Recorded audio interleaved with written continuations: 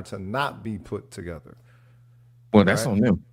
No. But he's showing that there's a shifting within the society as a whole when it comes to the potential necessity for, bringing oneself as at their most, saying presentation, character, whatever, or code switching as he was bringing it up. Well, that's true. But the shirt you have on, brother, if you put on a regular blazer, your category would go up. With the shirt you had on, like the Crockett look, with the very, you know what I'm saying?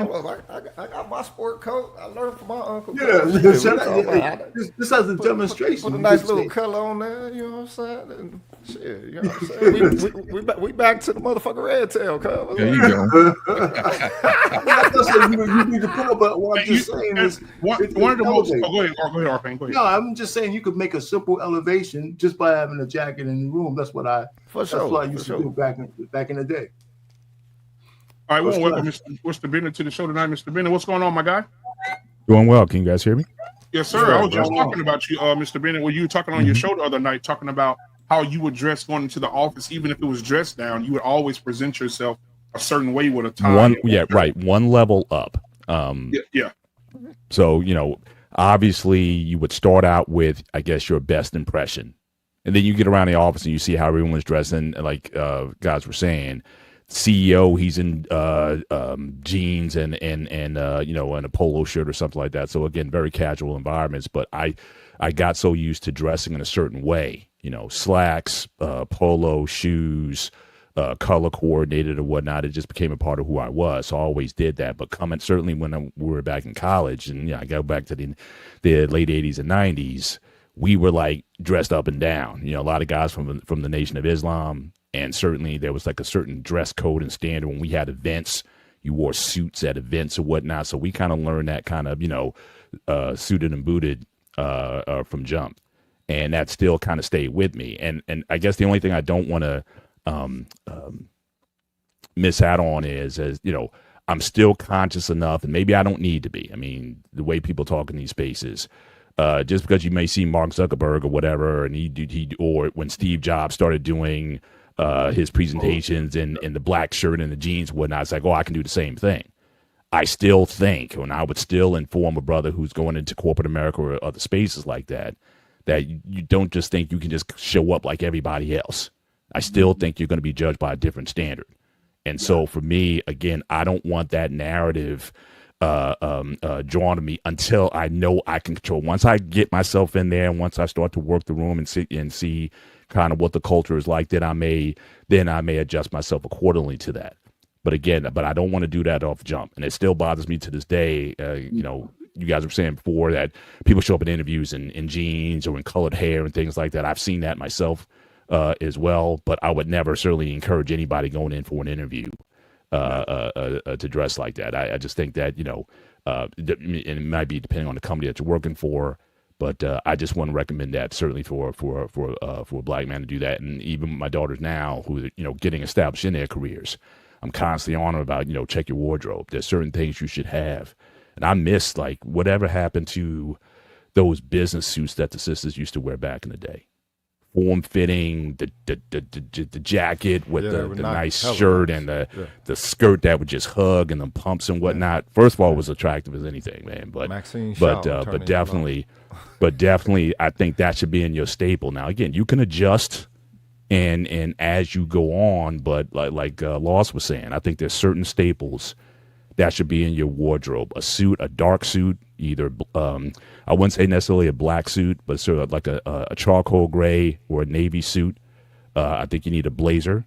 I think you need, again, 3 pairs of shoes, black and a brown pair, and belts, and make sure you wear dress socks, not white socks, with your suits. And I'm still not there yet. I see guys now, everybody, because now it's prom season. So I was out with my family just over the weekend at the malls and everything. So it's getting prom season. I still haven't adjusted to like the tuxedos with the sneakers yet. I'm not there yet.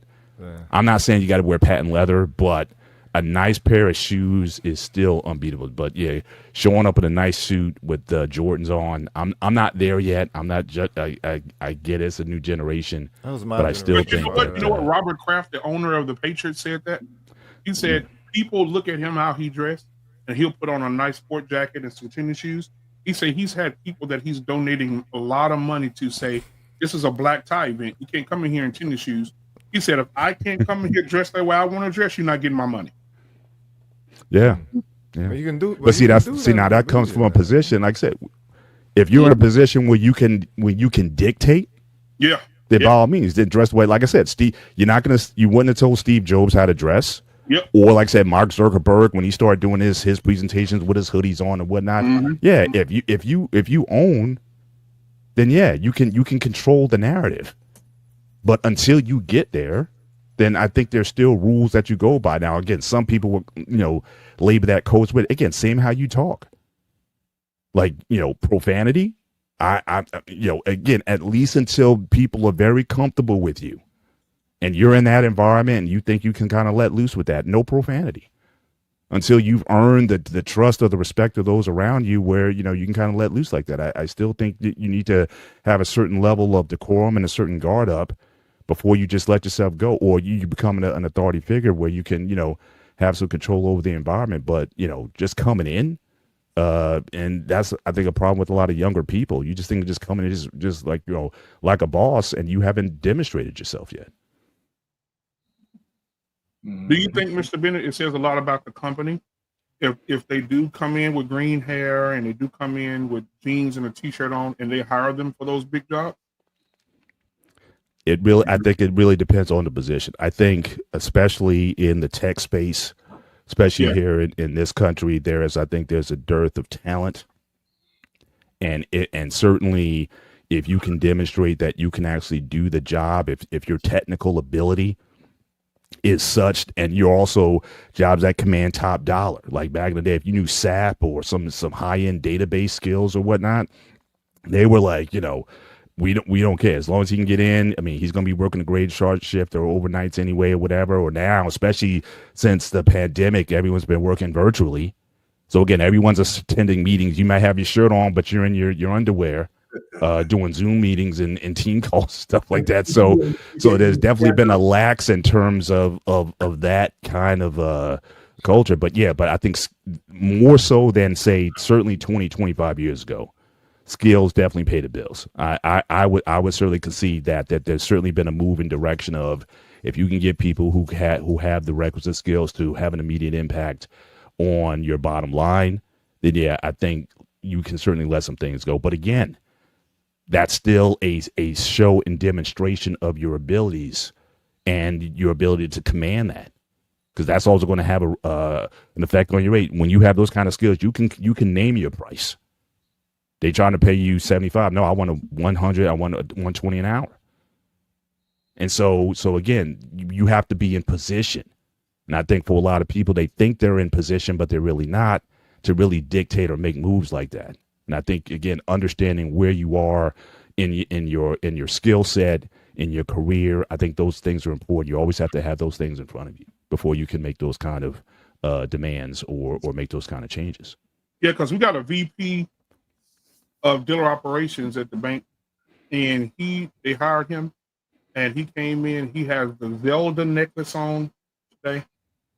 Get on a Zelda necklace with a black T-shirt, black jeans, his nails painted all black, and he's the VP of dealer operations.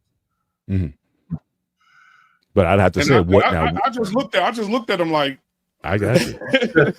Yeah, 100%. Dude, like, what the hell? How did he get here? What? Like, he got on the black boots. I don't mean to say this out loud, but I'm gonna say it in a way. He looked like one of the Columbine shooters. Maybe you should say it out loud. You know what I'm saying? He did. He looked like one. I looked at him. I said, and I was thinking to myself, he coming here with a jacket on, I'm leaving. Let me ask you something. Let me ask you something on that point.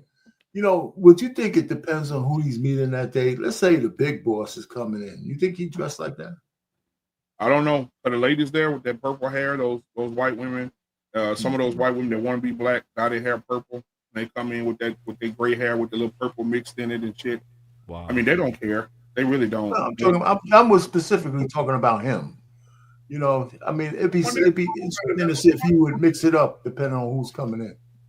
Yeah, well, if they say somebody's coming in, most of them can't afford to change their hair, so they're gonna leave it. No, I was just specifically talking about that guy, the VP. Oh yeah. So when people come in, he'll probably. I mean, I've never seen him in nothing dressed up. I've never seen him in a suit, tie, jacket, sports jacket, nothing. It's always t-shirt, always all black. He's dark. He's one of those dark people, like the Crow or some shit.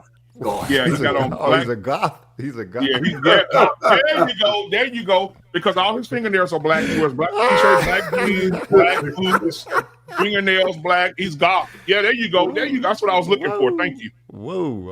Okay. Yeah. So you know. But now, how is he as a manager, as a supervisor for the position that he has? Does he have the skills? Has he showing or? I got to give it to him. That the man's amazing to the people. He is. He every morning he asking everybody, "Do you want? How are you? How are you feeling? How's your family? I'm going to get Starbucks. Who wants something? You ain't got to pay for it. Yeah, you want that in chat last week? I mean, he's just that guy. He's open like that. Like he's when probably comfortable. Right. If you see him though, without meeting him first, you're gonna be like, "What the hell is that?" It's called off now. No, but I'm talking about the bottom line. I'm not because again, you can have that too. You can have the personality and whatnot, but again, companies generally pay you for effectiveness. Your bottom line, you're generating productivity, meeting deadlines, and keeping people accountable. How is he at that? How is he at his job, his skills, his knowledge set of the environment? Can he really relate to speak to the issues and problem solve? I mean, I'm talking about that kind of ability because that's ultimately what you're father for, not to be a team. Yeah. One of the things that stands out about him, he learned everybody's job, and so he know how to do everything. Okay. He's a star. All right then. So you know what I'm saying? He know how to do this. He learned everybody's position. Like he know. So when you ask him a question, he ain't got to go ask the other manager. He already know. So that's an asset. That's a company. So yeah. So he just weird. He can dress how he want to dress. Yeah, he just weird. But Beans, man, we want to welcome Beans to the show. Coach Ferg just popped in as well, man. We appreciate you guys for being here. What's going on, fellas? Peace. What's up, man? How you doing? Now, my question for the panel was this: does it really still matter how someone dresses when they go for a job or when they go on a date? I've seen people. I work downtown Dallas. When I get out of work, I see people going to these nice little restaurants. I see how these people dress. I'm like, damn. Like the dudes got on flip flops, shorts, and t-shirts. Like they don't, and the girl could be dressed in something nice, like a little sundress or something. But the dudes be in damn flip flops, t-shirts, shorts. I mean, it's not like it used to be. And I'm saying, is that still a requirement? Is dress still a requirement, guys? Is the question? Let me ask you a question. The guy who has the alt outfit, the all black, with the fingernails and all this other stuff. Is he a brother? Nope, he white. Okay, that's all I need to know. Go ahead, continue. Yeah, he white. Go ahead, continue. One of the things at my company that they support the most, the white men like that, or the gay black men. Oh, Jesus. Who also come to work with not locks, but come to work with the sister braids and what's the girls? The girls with the braids, the box braids, and all that shit. Yeah, they call them goddess locks or something like that, right? Yeah. They had the locks. They have them coming down over their shoulder and shit. And Mr. Bennett, they do be wearing the business suits that you be talking about. The fellas, they have on those business suits with the bottom and the top blouse and all that shit. So, yeah. They got on the chick business suits. They don't have no shirts on, that blouses on. That's what I'm saying. Blouse. So yeah, they recognize them a lot. They the twisted the Yeah, world. let's get Beans in here, man. I want to hear what Beans got to say. Beans, what you? Y'all jump me again. We gonna fight in this space. That's what I say. Coach Fergo. No, go ahead. Yeah. What up, y'all? So, well, first of all, it's a pretty light topic. When I saw the invitation, I was expecting this is going to be some fireworks type shit. I'm like, Got fire in the picture. like what black man want me to come over here and say crazy now? Right? But I mean, hold on. Let me ask something to me. Let me throw a match on your gas real quick. So would it bother you, Beans, if you was at a job and you dressed in a suit and tie every day, and the motherfucker came in with a hoodie and a New York hat on, got the position over you, and both of y'all have the same skill set, but he still got the job. It wasn't about what he wore. I mean, it wasn't about his he dressed like fuck up every day. You got a suit and tie on every day, and he come in with his New York hat and his t-shirt and his jeans on every day. How does that make you feel? Y'all got the same skill set. I mean, honestly, it's difficult for me to answer that question because I don't necessarily understand the logic. I've never really been a fan of suits. I literally don't own one. Right, I don't have one, so that's never really been my thing. I mean, I feel like if I believe I'm supposed to get a position, it don't matter what the other person was wearing, I'm still gonna want to kick his ass. You know what I'm saying? Because he got the position over me. I get over it. It might not necessarily be his fault. But I mean, you've never had one suit growing up, not even Easter, cuz? Really? Hold up, man. Well, I mean, yeah, I mean, when I was a kid, that's different though.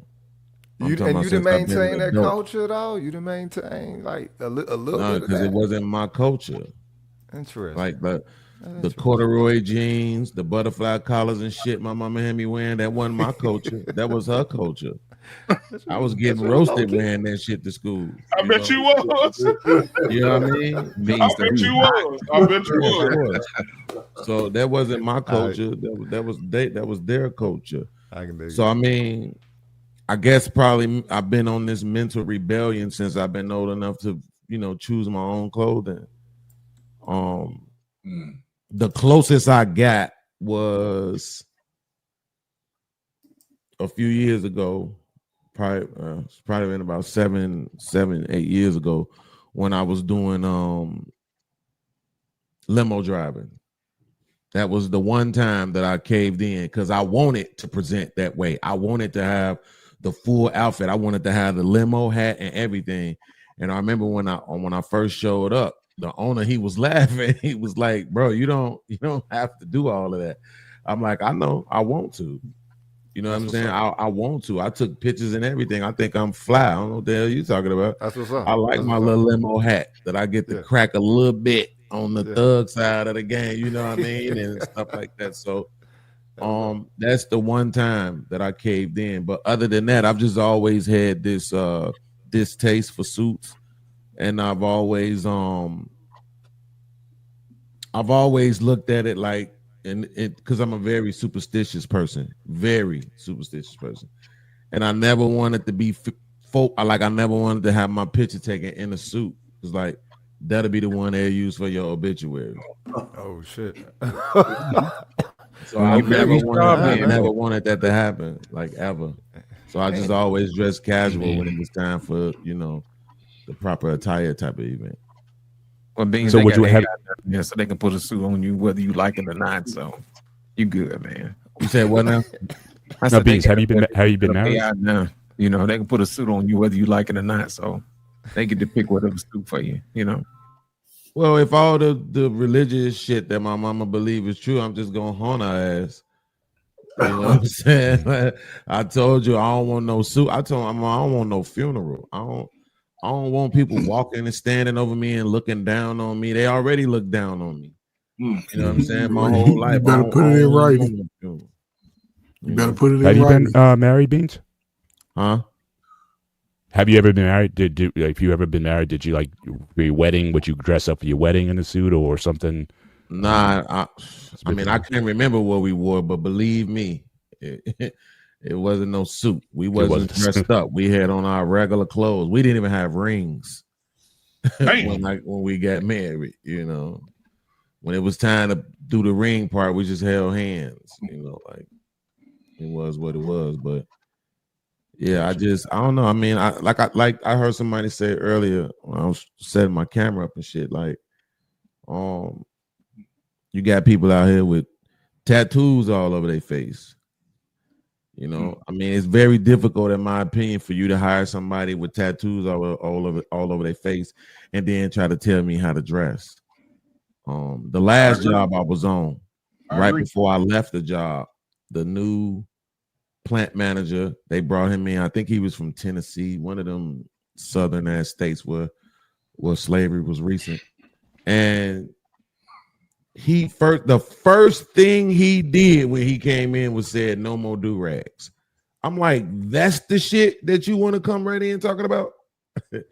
Is do-rags. Okay, I won't be here that much longer.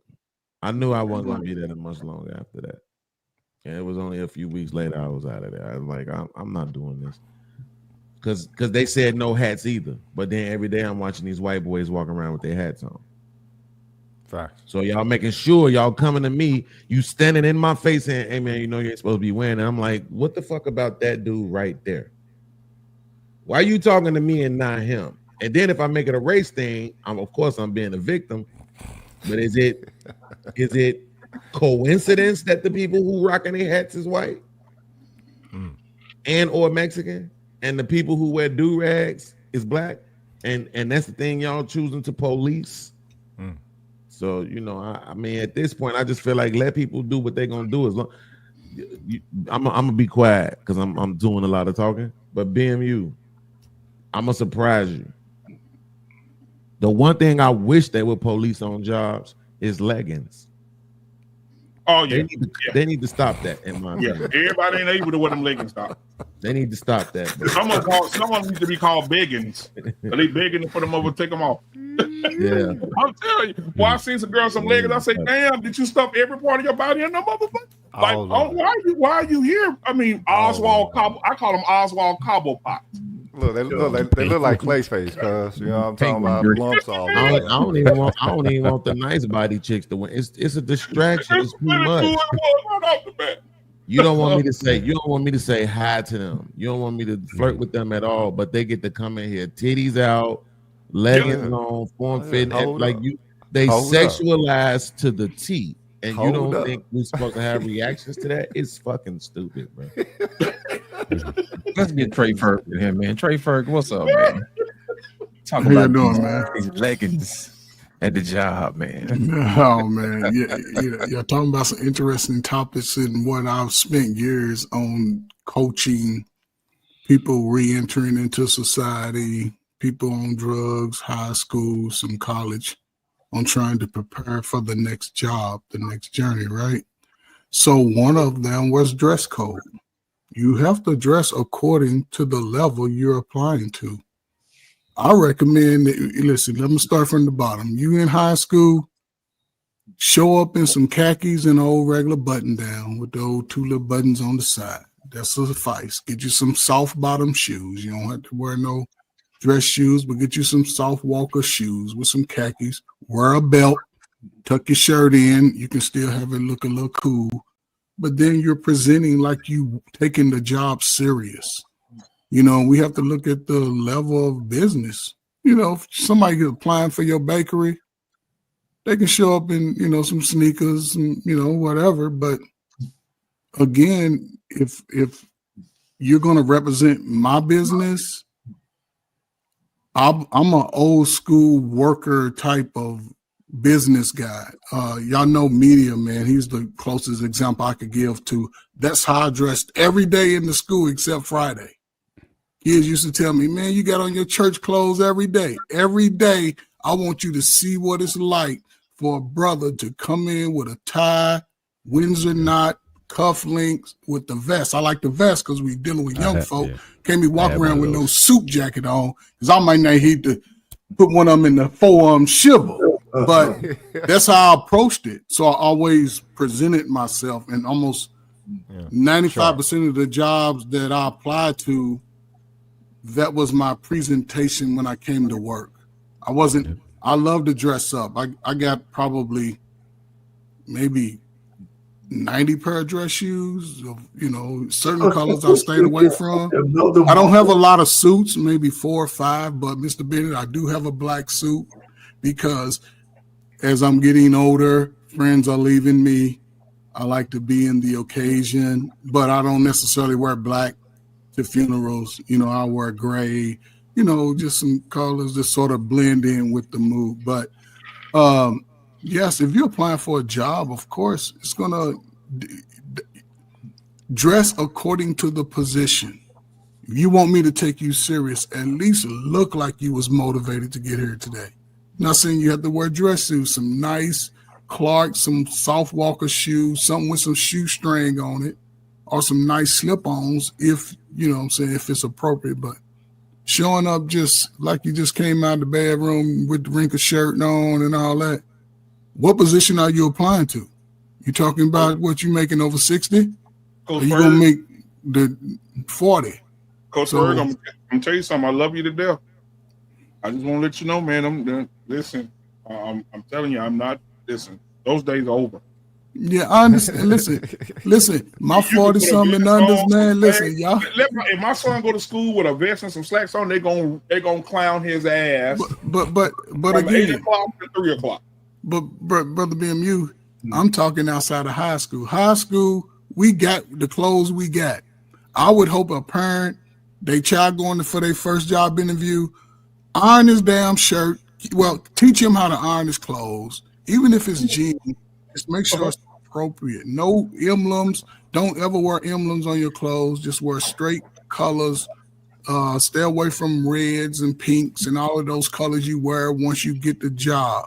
But you know what I'm saying? You want to get the Coach Ferg, they show up out of pocket at 21, 22.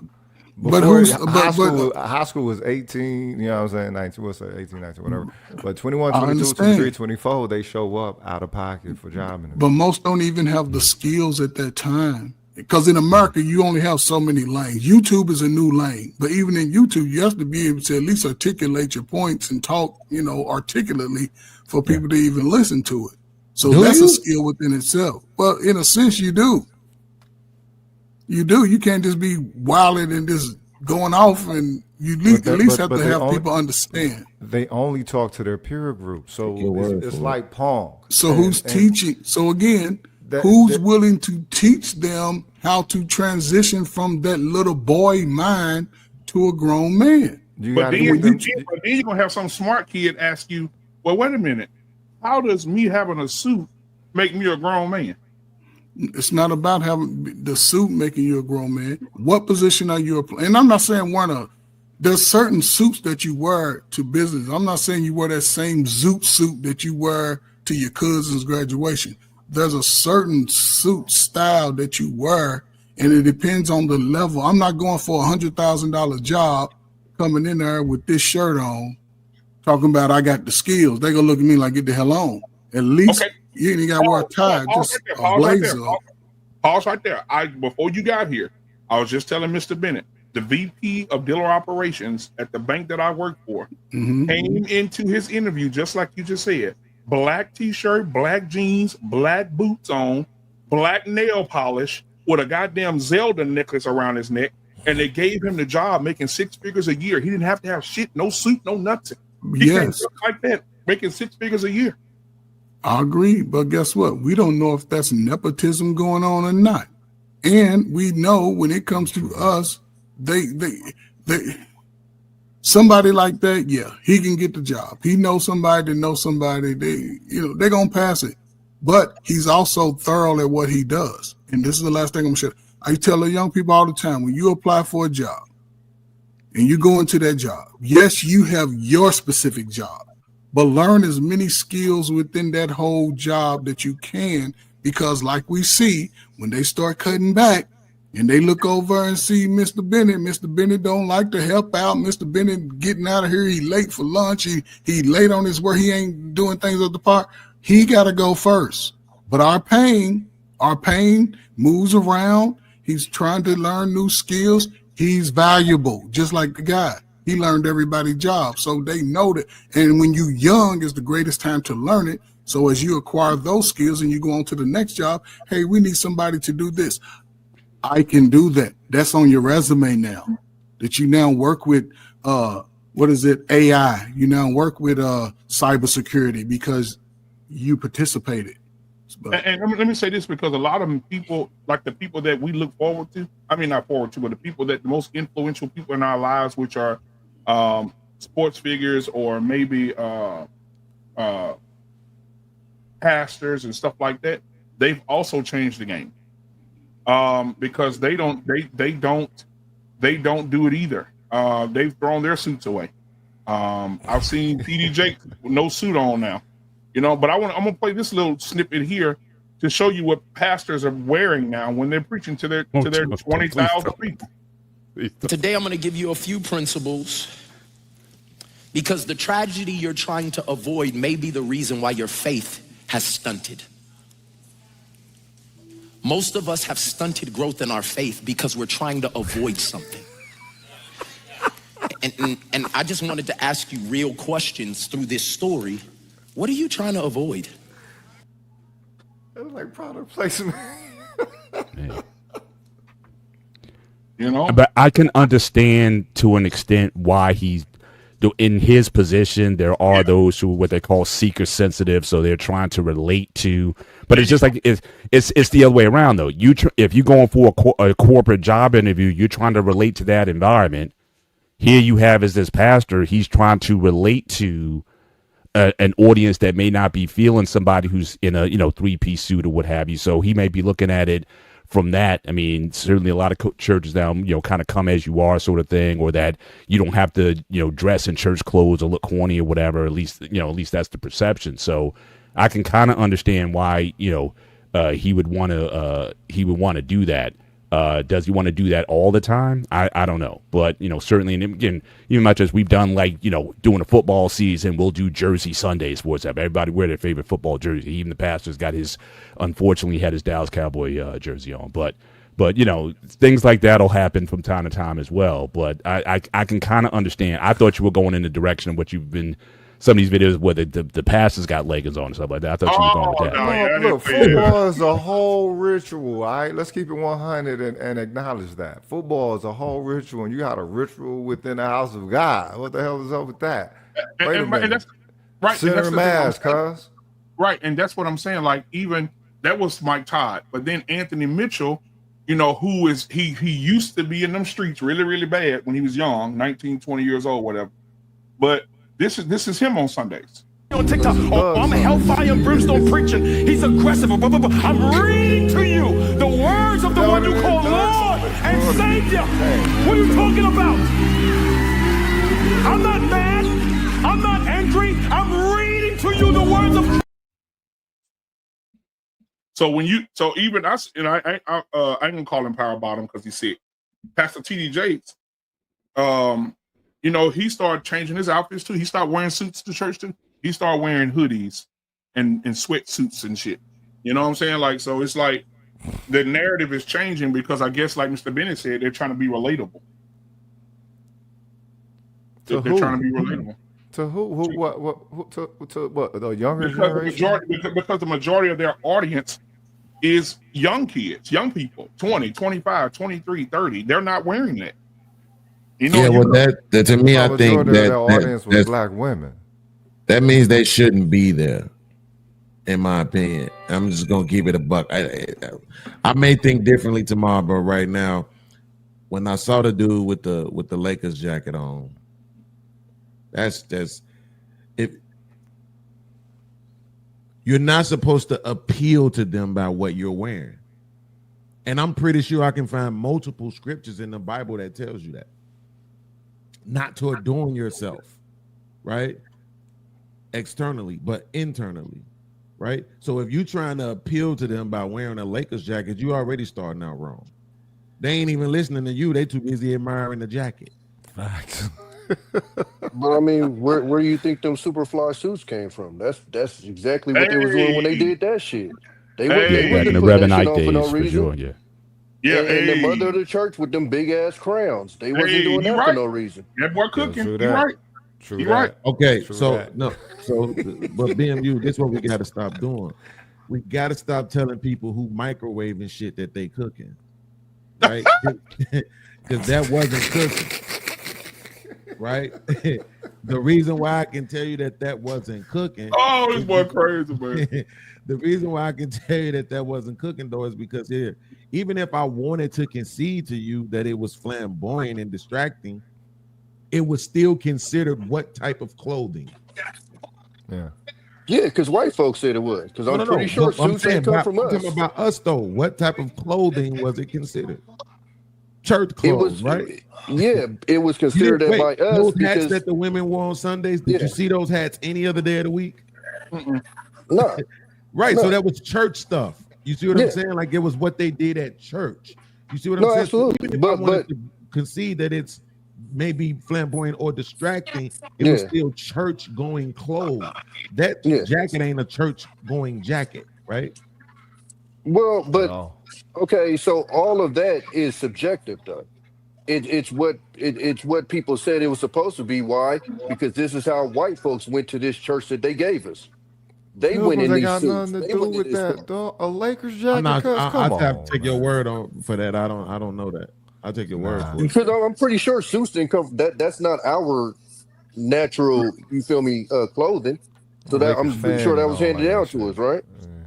Yeah, I mean, but the you know what's the word that I think it begins with a Q. I remember that movie that oh no, that was SNL. He kept saying everything begins with a Q. The extraordinary, right?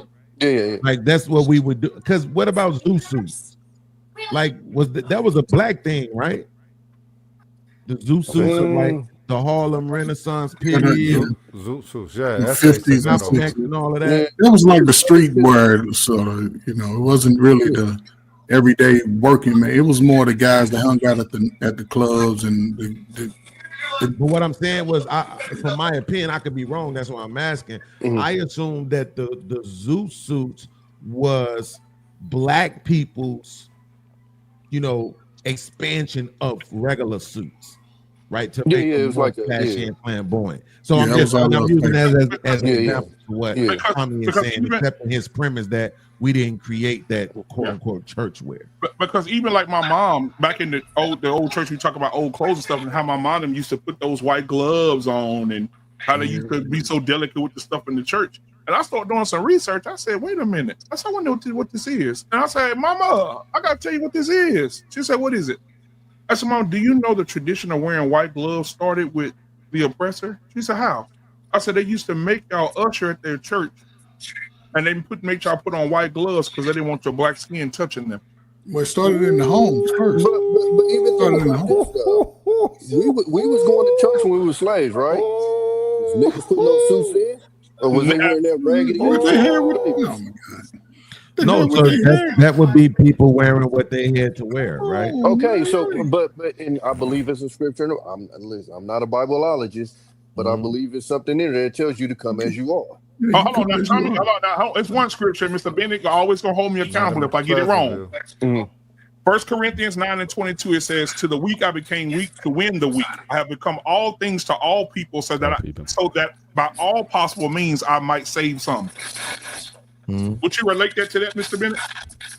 Yeah, I would. Like I said, there's that seeker sense principle, but there is, as far as like, especially for women, not coming to church in adornment like jewelry and whatnot, flashy things, expensive things. Yeah. Which they so I think did our whole life. yeah. And again, and you had that era, like I said, back in the Reverend Ike days, where you had the preachers coming, they had all the big fat rings on and the gold jewelry and all that, and that whole prosperity gospel that, look, I got to show myself as rich so that then I can attract people to me. So I think that got out of hand. But And that's again, the I don't point. mind dressing down, but again, a lot of that stuff that he has on is probably more expensive than the designer Gucci suit or whatever suit maker that you want. Them jackets like $3,000-$4,000. Yeah. So again, in a way, I can kind of see it being the same way. But I think certainly trying to relate to your group. I mean, even in that situation, how many people are out there wearing $3,000 and $4,000 jackets like that? I don't think that's realistic either. It's You know still, what I mean? it was still goofy though. Is the point? gotta And a mute lot up. of those preachers back in the day used to be pimps and players and stuff like that. Oh, yeah. They Yeah. reformed, But right? Yeah. Which would speak to the reason why they had the style. Platform, that the they had. platform. But I'm just But- saying, but like, so even when I the ones just that looked it wasn't up, that though. well, when I just looked it up, it says yes, zoot suits. I didn't know it was a T on the end of that word. Zoot suits originated amongst Somebody got a TV on or something. Yeah, somebody got something on. right? So yeah, zoot suits originated amongst African Americans, right? Yeah. And then later became popular among Mexican, Filipino, Italian, and Japanese Americans in the 40s. So that's what I'm saying. That was our play on suits itself. Like, okay, suits, okay, we'll wear them, but we're gonna do something different to them. You know how we always do, everything got to be swagged out. So I'm saying, like, even the church stuff, right? Because when I went to white people's churches, I didn't see those big dumbass hats like the mothers was wearing in the black churches. You know what I'm saying? I didn't see all that. They was dressed like how it look on TV. You know, regular suits, and they had on they fluffy, non-fitting. You know what I'm saying? It was pilgrims on TV too. Form-fitting, Yeah, they was the only ones on dresses TV or at that whatever. time. But Beans, guess what? It's not like that no more though, Beans. You go to them white church, I swear to God, bro, you go to them white churches now, they in them damn duck head shorts, flip flops, and t-shirts. They are not wearing. They not dressing no more. No white. You super in comfortable. Dallas? Yeah, Have you super been? Have you comfortable. been to Ricky Rush's church? Oh yeah, I'm in Dallas. Yeah. Wear what they want to wear. I had to leave that mug, but it looked like the But club. my question would be, what's more important, the message or what he wearing? You can't have because- hoes dressed because- like hoes in church, But, cuz. Tommy, you made a statement though about Come on, you made a statement. Come as you are, right? I think people misuse that statement. It's the Lord telling people to come in whatever state you are in. It's not necessarily come to church anyway, looking anyway. It's like come where you are. So is there a scripture Yeah. that say come in your suit? No. No. So again, but and I'm not saying that to be facetious. I'm saying that because that's something that we came up with to say this is the proper attire. That didn't come from the word. That came from niggas, and niggas got that. Yeah, I Black can folks, think that. they gave it to them. This is how they go to church, so we supposed to go to church like this. Well, but wait. But see, this is the problem with that. Became the vernacular, meaning people started taking that "come to church" as you are. It's really come to. Oh no, Lord. I get what you're saying with that, RP. Yeah, it's about what you are internally, right? You are a sinner, so bring your sins with you, right? Yeah. That's really what it's saying. Like whatever you are, come. Not it don't have anything to do with the way that you're dressing. Okay, but would you let hoes dress like hoes at church though, cuz? But so this is where I was about to go with it though. To Tommy's point, is that so like with Muslims, you know, they don't even pray in the same room together, men and women. Yeah. Okay. Right, because their whole thing is this time is supposed to be about this and not about that. Yeah. Right. So that's what I'm saying. If your religion is real, and yes, that is a low-key shot at Christianity. If your religion is real, then you won't even play them kind of games. No. You're not even going to allow people to come in your church like that. If I'm your gonna keep it G religion with was you, real Beans. and not necessarily about the dollar. That's right? why they're more respected than Christians, because it's a lot more That's an discipline in integrity. that religion. That's Exactly, and integrity in that Yeah. religion and Christianity. Yep. We it's Absolutely. very rare we see any of this goofy shit in the Muslim shit. We see it all the time in Christianity, but in the Muslims you don't see it nowhere near as much, if you ever see it. Because I'm gonna tell you right now, I don't think I can even think of a time that I've seen. The only time I've seen somebody maybe play with it is like the little goofy chicks that end up doing the porn with the stuff on. And even them people overseas They told don't them, y'all count. come over here, we gonna get y'all out of here. But as far as and that shows you how serious they is about that. But outside of that, you don't really see nobody playing with that religion in any way, shape, or form. Period. Yeah, but that's the point to the dress code thing. So not that I'm trying to say a suit is the proper attire. I'm saying suits were proper attire. You know what I'm saying? Not that it's demanded, that it should be mandated, but I'm saying it was proper in its dress. It's not distracting for you to just have on a suit. It's not distracting for a woman to just have on a non-form-fitting dress. That's not distracting at all. Everybody can pay attention to the word that's being given, right? When you're doing all the other goofy stuff, like we used to roast those hats. Don't get it twisted. No, for real. Those hats used to get flamed, right? Like we know y'all trying to show out and stunt. It was about classism inside the church. right? That shit got and we was kids roasting that shit. I don't think we understood the classism part of it. But even going with that, when you see the Muslims, they wear a simple black suit. It's not a Italian tailored, this, that, and that suit. It's literally usually just a regular black suit. It might be tailored to fit right, with the bow tie. When you come to our church, you getting pink, orange, yellow. The shoes gonna match. All of this other stuff. And I'm not knocking it, but I'm just saying, kind of going to your point, it's hard to take people serious when you going to church looking like a crayon, and you obviously look like a club. Well, that's the church look like the club. That's Easter tradition, though. When it comes to better black off, people. or are we worse off because of it? Are we better off or worse off because of it? I think we would be better off if we'd followed more down the Muslim route than the Christian route, to be honest with you, just because of the discipline that I see in there. Of course. I see it's way too much playing when it comes to Christianity, and I don't see none of that playing in the Muslim thing. And I'm not too many loopholes. It's like even when you wasn't doing it on purpose, when you said "come as you are," that's what I'm saying. Then what you think the women are saying when they showing up to church half naked? You're right. That's all we see with Christians is let me find the loophole so I can fit under this, but I can still live the way I want to live. Like God knows my heart. He's still working on me. They outside, married and everything, and they Christianed up, and it's like I don't see Muslim women moving like that. I think pastors have gotten angels off dick, and then got to the point where they don't hold nobody accountable no more. They see a woman with a tight dress on, they rather fuck her than try to bless her. Try to tell her that she's in the wrong attire. But you know what? It's a form of blessing. It's a form of blessing. Well, I'm gonna tell you this, man. The magic stick, man. We talk about those suits, but them pastors back in the day with them suits on was fucking a lot of them niggas' wives. For sure. Oh, yeah. Hey, I'm buttoning them bitches. Hold on, Sister Johnson. I'm gonna show you the milk of Jesus. Give me one minute. No, but hold up. Wait a minute. Some of them was actually obligated to as well, because they was throwing a lot of pussy, right? So it is what it is. Oh no, y'all understand what y'all doing right now. I don't know if y'all know this, but everybody right now is making a claim against this religion at this point. I'm just saying, like, maybe the religion is the problem. With the religion. No, it's the way that black people use the religion. That's the problem. That's the religion. Right? That's the problem. If they use it like a discipline instead of like a slave, then it would be all right. So why they can't do it with that religion? But because it's one of the because that religion got the top principle. Look, religion, Islam is submission. This one is with Christianity is supposed to be righteousness. You know how much humility you got to have for righteousness. You know how much. You know what I'm saying? Just arbitrary goodness that you're just putting out there for righteousness and shit. You know how much selflessness you have to have for righteousness. That is like one of the top disciplines, cuz. You get a quality being out of that, but shit, I guess it ain't worth the sacrifice for a lot of folks. Sell me all, give away all your riches and come rock with me. Shit. Yeah, they done molded and folded that scene and made it whatever. No, he didn't really mean that. He meant get as much money as you can and dress this way. It's like, wait, what?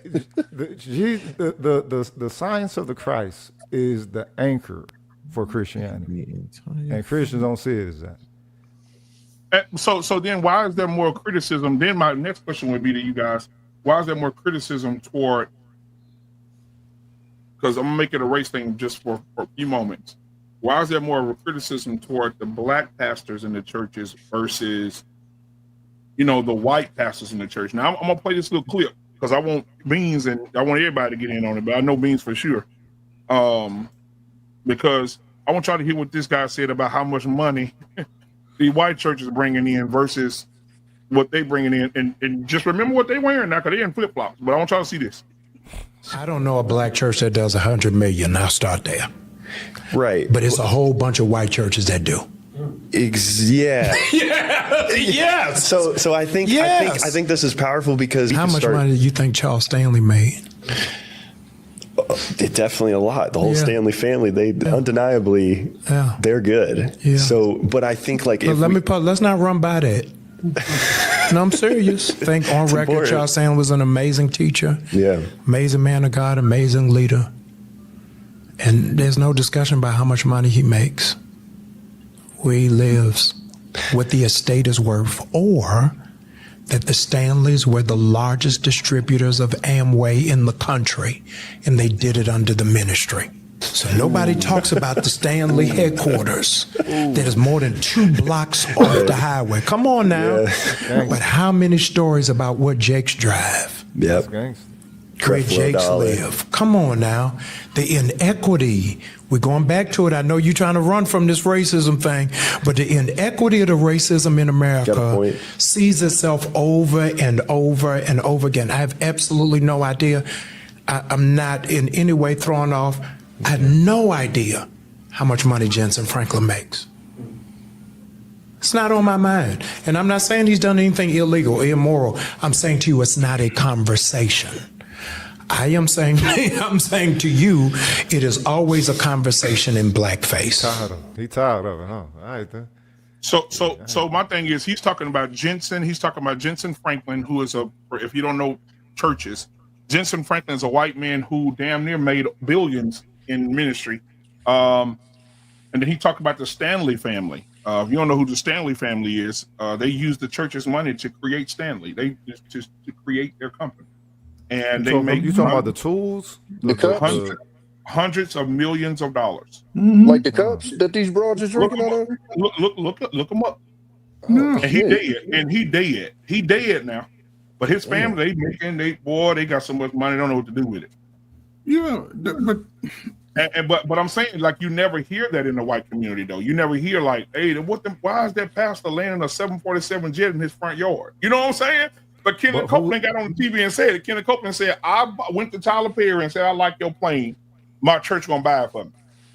Who is being informed of the potential scandal that they're doing? Like what audience are they trying to reach with this information that's going to cause some form of a social shifting with, you know what I'm saying, the pastor? And if you were to expose these pilgrims, then who would you tell? Who they finna tell themselves? They finna tell us? Who they finna tell? I think it's something that we have amongst each other that is weird. A lot of times when we're on these panels, I hear people start off with black people do this. And when I hear what they say, like, I've actually lived with white people. A lot of people haven't. They'll get up here in line and say, I had to live with them. Yeah. They do a lot of the shit that we do. Broke people do a lot of the same things. Shit, yeah. And it's labeled black shit or nigga shit. And it's literally broke people shit. And I see that shit time and time and time again. I think the difference with us, I don't know why, but we hold each other to such a super high moral standard on every fucking thing. It's no different than when you see if I get bad service from one black owned place, I'm not never going to a black owned place, but I can go to 50 white restaurants to get bad service. And I'm going to 51, 52, and 53. Right. I don't know what it is. It's weird, but we have that amongst each other. This like what they say with the pastor thing. It's not even a discussion amongst them. The weird shit that white people do in trailer parks. It's not a discussion amongst normal white folks. They don't even acknowledge that. But I think we have something in us, like it's almost like we want to find a way to feel better about ourselves by tearing the next person down or trying to point to the flaws in the next person. Like they had a discussion with happening about like the welfare thing. I think a lot of people do that to make themselves feel better. I'm middle class, I'm check to check, but at least I ain't that welfare nigga over there. Like I think a lot of people do that to make themselves feel better. And I think a lot of times it's to the detriment of us, because a lot of the bullshit that white people do, it just happens and they keep it moving. You don't hear nobody talking about these uber rich white folks that we all know got rich off of bullshit. Whatever. But if you let one black person sell a bag of weed, put that nigga in jail for life. He's destroying the community. Oh my God, woo woo. So it's a weird dynamic that I just noticed. It's not weird. The thing is, that is the forced racial power dynamic. It shows that it's a power dynamic. It's not a class hierarchy as they attempt to project out there. It's a power dynamic, just based off of skin color. So it's like, all right, then, who is it that is providing these pastors information that they don't want out there? And if it's always the black pastors, it's like, all right, then is it black people that is initiating, you know what I'm saying, these doxings into their books or whatever, or is it an outside factor that is presenting this information where nobody was asking about it, but now, here it is on the docket. Now you got this friction that you're going to go, about. Like I was asking before, who is the audience for the so-called scandal? Is it his parishioners or what? It's not, but I don't even know why we would consider it a scandal though.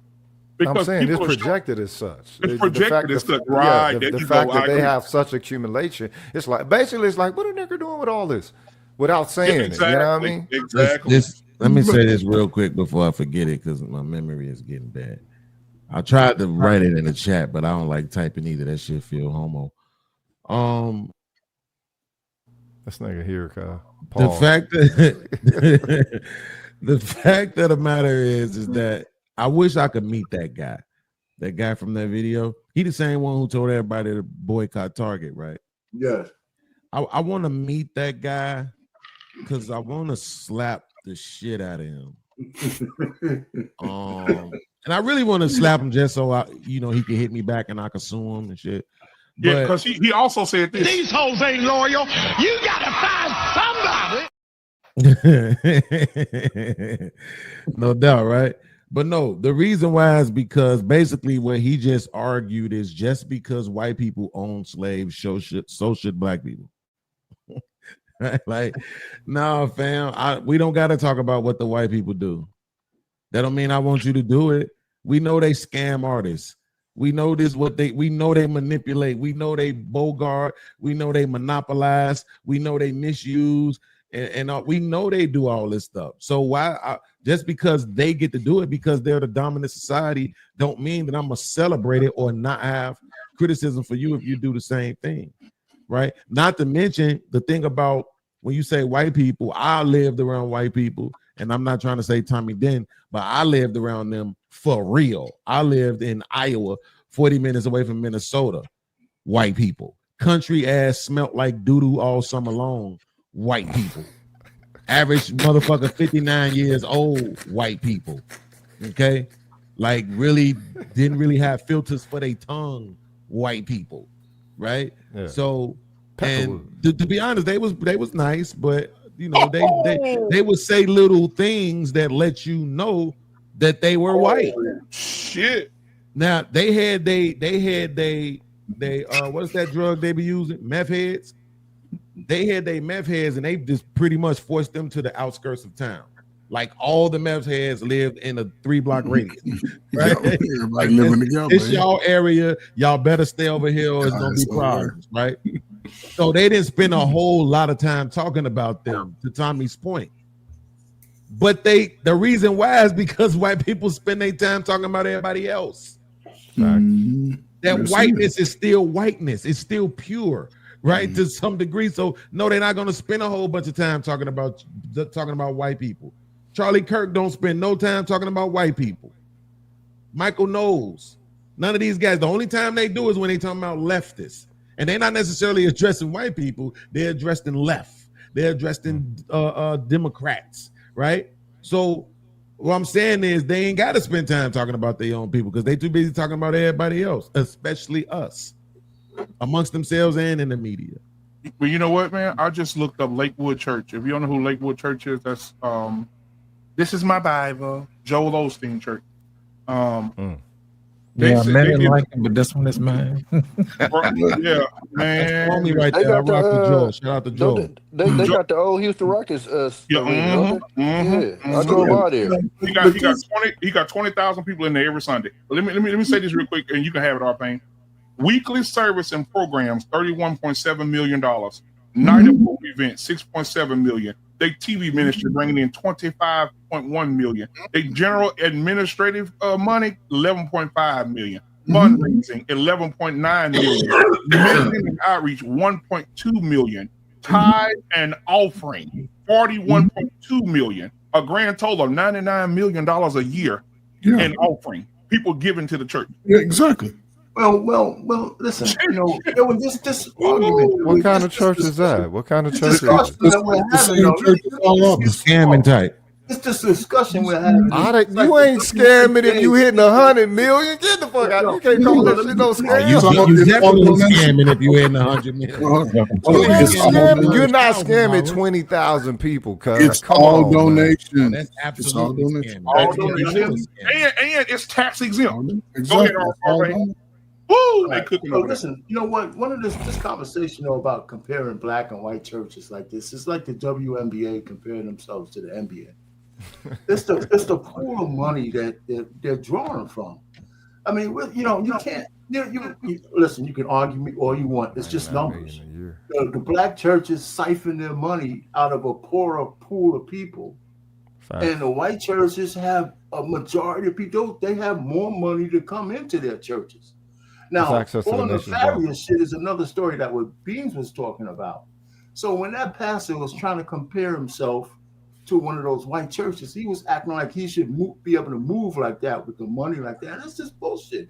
You don't have that. You don't have that drawing power because your pool is a lot smaller.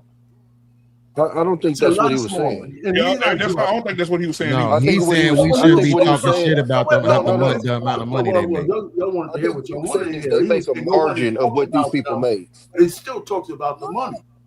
They talk about how much money he's making. And nobody's talking about how much money the other guys are making. But the point really is he's never going to make that kind of money they're making. And the fact black people under this scrutiny is because of the people you're listening to. You don't think people got on Joel Osteen's ass for locking those people out during that goddamn flood? Of course they did. Yeah. And they came right back to church the next Sunday and gave $30 million. So I have a question for the man on this panel. Because here's the thing, though, right? Like, you got to think about what he's saying, though. Like, this is why I said I just want to slap the dude. Because again, what he is saying is he can't prove it. You know how many white people it is in America? You ain't in every pocket of America. You don't know if white people is talking about these people or not. Believe me, Tommy just made the argument that poor people act like poor people and they don't got anything to do with race. You know what that means? That means there's some poor white people out here talking about, look how much money them churches over there making. Look how much money Joel's team making. Look how much money Charles Stanley making. There's some people doing it. You just don't hear them because you ain't around it. But at the end of the day, why do you want to be able to do the same thing? Why do you want to be able to scam people? Why? I think what his thing is they make a marginal amount compared to what these dudes are making, and they're taking 10 times the heat. I think that I'm not saying I agree with him. I think that's what his point is that we're making a marginal amount of what they're making, and we can way more. Arpain just made the greatest point. Tommy, let's say you're right. Then he needs to hear what Arpain just said because he just made the greatest point about that. You getting your money from people who are way more poorer than the people that those white folks is getting their money from. Yes. So that kills their argument right there. Now let's talk about, nigga, why do you want to be the top scammer? Why do you want to be the scammer nobody ain't talking shit about? Why is that your mission in life? I don't think his mission is to catch those white churches. I think what he's saying is they're making the amount of money they're making is like this.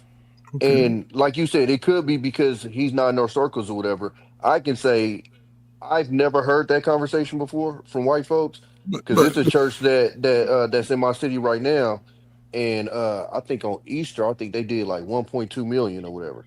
White dude is the reverend or whatever. No whisperings, no oh shit, nothing like that. I think part of it, to be honest with you though, is because they damn near rub it in your face when they get the bread, and I don't see that with the white churches. Like I don't see the pastor of the white church pulling off in a Phantom, and I'm pulling off in a Honda Civic, and nigga, I just gave you $100. Like that because most of them got bread with them. White America is where the most of the wealth is. So they're definitely going to be pulling from a higher qualitative monetary source. The thing is, the preacher ain't supposed to be balling.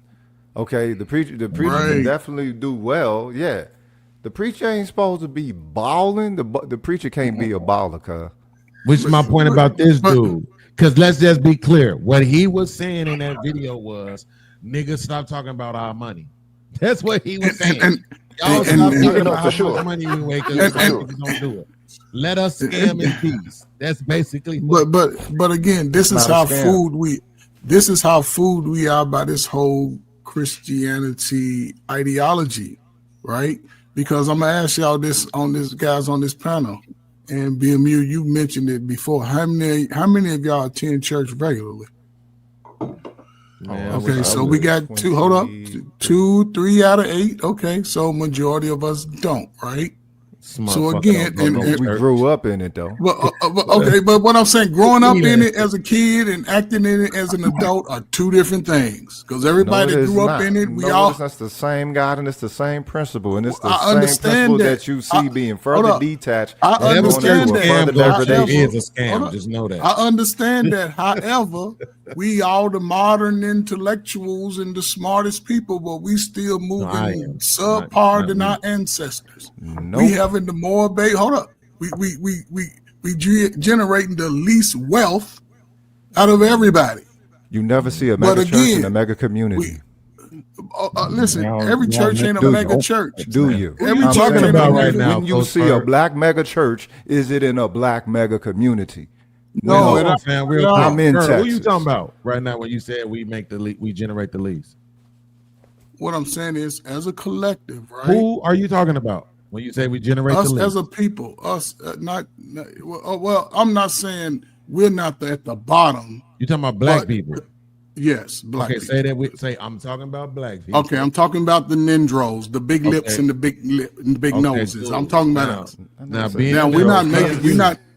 YouTube has a new policy that when niggas lie, you got to kick them off your panel, right? You cannot allow niggas to sit on the panel when they telling lies. Like we generate the least. Are you out of your? What I'm saying is this. Mind? Yes, correct. There is a group of people who are less than us. Yes, that is true.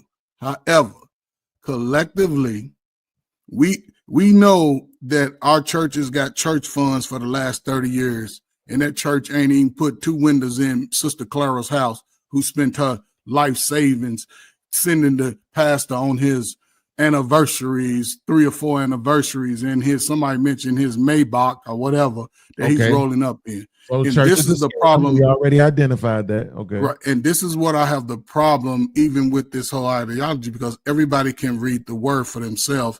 It's just walking in what you've read and practicing it. That's how you can get exactly what's in the book. And it's somebody said it. A lot of us who are poor people, we go to these spaces. We spend, what is it? I think it's almost $50 million a week. Going into places that are nonprofit, so they're not really getting taxed. That's a lot of free money, and a lot of that is not. A lot of those pastors don't live in the community. They don't walk the community. They don't invest $5 in the community, and that's the biggest issue, because a lot of us are working people who look for that higher calling to touch us, but the word is not being given to them to be the highest level of people, in a sense, because it's speaking almost separative. The word is speaking when you. Okay, did y'all? Well, I didn't mention this. Did y'all know? I think they just stopped this recently, but did you know that you could file your tithes on your taxes? Yeah. Did everybody know that? So, yeah, it's been a while. That's interesting. Okay. So one thing I will give. No, I'm just hold on real quick, Tommy. Go ahead. So y'all did know? Okay. Yeah. Here's the thing. So church is a scam. Thanks for re-clarifying that for us, Coach Bird. But here's what I don't understand. That's why I want to ask this question. The Bible says, BMU, I wish I knew the scripture so I could say it to you, the actual passage. The scripture that talks about it being easier to put a camel through the eye of a needle than for a rich man to get into heaven. So that's, to me, I'm just saying, if you had to quantify that on a percentage of 100, where would that fall? If it's easier to put a camel through the eye of a needle, which we all know is fucking impossible, but if it's easier to do that than for a rich man to get into heaven, why the hell do all these people want to be rich? Oh, I'm confused. you have heard the Flip on that podcast? Because they No, don't. I They're not really talking don't. about. I haven't. They're not talking about rich monetarily. They're talking about rich spiritually. And they don't follow the God of the Bible. They think they do. They ain't following that. Nobody They- ain't say that, Tommy. Don't do that. It was Don't nah, make me slap the Beans, shit out no, of no, you. It's no, a Beans. demonic that. style of I adhering swear I heard a flip that to it. doctrine. That was crazy. Wow. Yeah, no, they definitely flip Told it you to where about these false it's prophets, not man. monetarily. It means this because no, the Lord wants me to look good. He wants all of us to look good. Bro, they listen. I don't know how they ain't got holes in the stroll with the mouthpieces these niggas be having, dog. It just That's it be a crazy to fact, me. though. But It'd be some of them crazy to guys me. got women to sell ass and bring them all the money, so they really I nice wouldn't be with surprised. royalties. But But I was here's gonna my say, other question, though, oh, Tommy. go- If that's okay, so then explain this to me. If I notice correctly, the people of the town own the Packers. Is that how it works? yeah, yeah, So why they don't do the churches like that? that's a good point. Yeah. It kind of does, man. Certain It's, families run the it's supposed to church. be. It's supposed to be a hub. Yeah. That's what it's supposed to be. Yeah. It's supposed, Yeah, supposed to where be. your shepherd. You know what I'm saying? I'm Where telling you're you, herded if you for go the to the South, normal. you'll find out there's each church is ran by roughly about 5 or 6 huge families. So it's kind of like that. Go ahead, Scam. I know you've been waiting, man. So as usual, we run with the narrative. So question, the people who do believe and go to church, why are you going? It sounds like everybody are auditors and somehow they came to church to go find what's wrong with it and do all these financial audits. And then I assume y'all don't put the money in the collection plate anyway. So I wonder why you worry about it. Then the people who don't believe, why are you going to church? Why are you there to go say what's wrong with the church if you don't believe anyway? But we go find everything that's wrong. And the very reason you're not supposed to go in anyway. And then it's all about the money. And this is a few, and yes, they are the loudest, to do with the lime green triple-breasted suit on doing backflips, which you knew, and his suit's blinding you anyway. You knew it was a show. But this is the big complaint. We just go find this one and say that's all the church, and churches can't. Well, it ain't supposed to be about church, no way. There's a Bible, there's a word, there's commandments. It's supposed to go focus on that and expect people to be with it. That's like me going to the gym. Man, there's some fat ass people in there. I knew that. The owner probably fat. Then they go to the buffet right afterwards and stay fat. What did it go to the gym for? What is the basic thing the actual mission is supposed to be trying to be accomplished? But it's all this folks, all this other junk, all the way to the races. Man, there's a white guy in Idaho who got 78.3 billion. What that got to do with going to church for actual reason or something to do with religion or the word or the Bible or whatever that principles that you follow? I just don't get it. You know what, Scam? But hold on, last thing. Nobody asked how much Planet Fitness makes. Planet Fatness. But here's it. Then they go click the link and go spend all their money on the manosphere, the griftosphere, the Kevin Samuels, and give it all to Pearly things. They made her a millionaire. I don't know. I don't get it. You kind of do got a point though, because it's like a lot of the people that complain. Well, I'll say this: a lot of the people complain. They act like that $20 is the reason why they broke that week. It actually is like, no, you're mismanaging your funds altogether. That's why you really broke. But you're going to point out the fact that you might have dropped that dub or that 10 in the offering plate, and again, it's almost like shifting blame. So why that nigga living like that? And I gave him this money and I can't even pay this. Well, the real reason why you can't pay that is because you financially is fucking up all around. It ain't just because of that $10 you put in that plate. Strip club owner. What he drive? Every available outlet to get this gospel preached to the world. Now, I talk about this in a lot of my messages, and I want you to see this if we can, Caleb.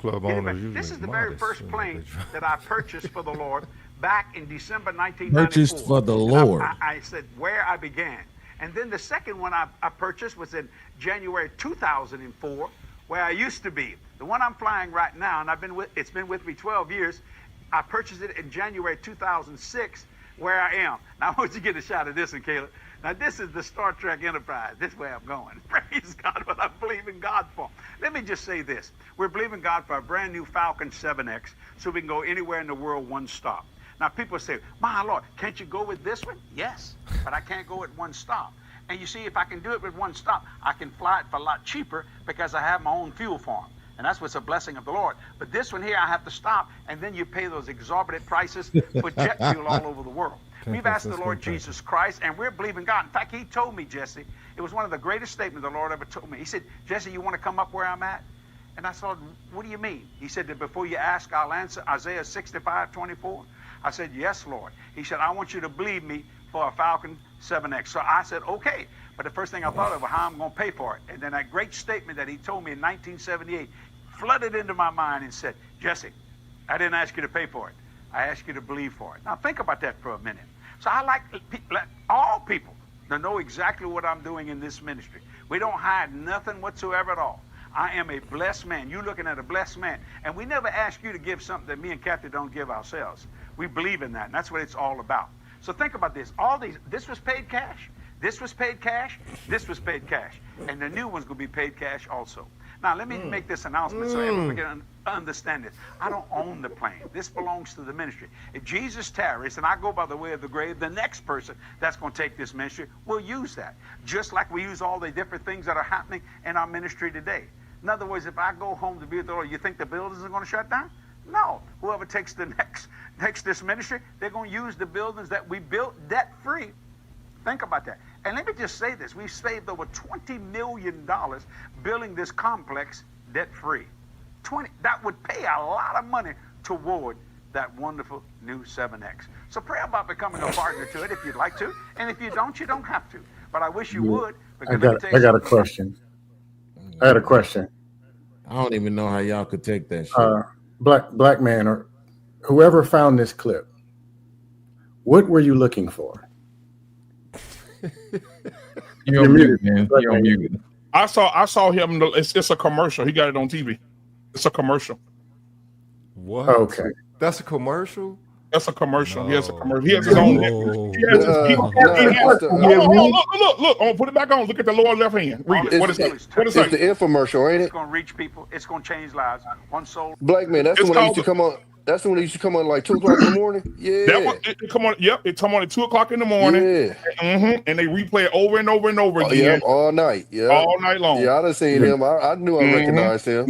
He pointed out what he paid cash for. You're not supposed to point. You're not supposed to say That man paid cash for saved this the one, this one, and Lord this one gonna be. Y'all didn't hear him? The Lord told him. Boy, to if you get don't that, dog. stop. He talked to him. Hey, black man. The Lord. You ain't shit, Tommy.